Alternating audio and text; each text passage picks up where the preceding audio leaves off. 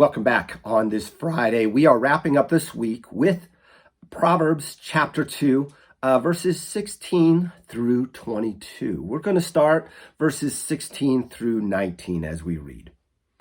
So you will be delivered from the forbidden woman, from the adulteress with her smooth words, who forsakes the companion of her youth and forgets the covenant of her God, for her house sinks down to death and her paths to the departed. None who go to her come back, nor do they regain the paths of life. Wisdom, the feminine, she, is contrasted with the forbidden woman here, the adulteress, which most likely is folly or foolishness personified. Remember how Israel was often compared and accused of adultery, running after other gods. And that's what you have the idea of here. Israel, who forsakes a companion of her youth. Who was that? The one who led Israel through the Red Sea and in the wilderness into the promised land. That is a companion of her youth. The covenant of God has forgotten. Foolishness is this: forgetting God, forgetting what he has done for them. And notice how verse 19, none who go to her come back, nor do they regain the paths of life.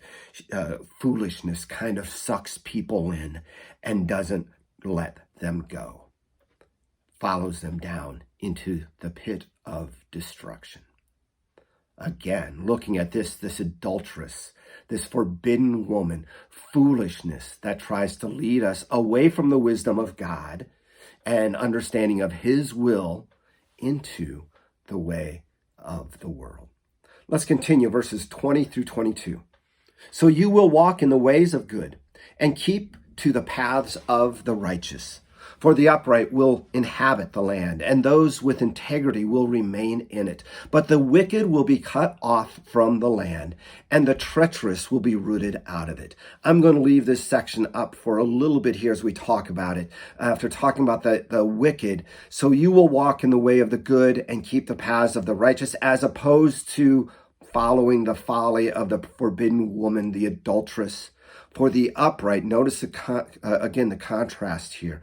The upright will inhabit the land, and those with integrity will remain on it, as opposed to verse 22. But the wicked will be cut off from the land, the treacherous will be rooted out from it.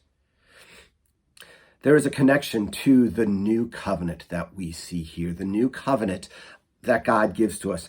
The old covenant was to be followed. You will be my God, I will be your people. They failed that covenant and they were punished, cut off from the land. The land was key there.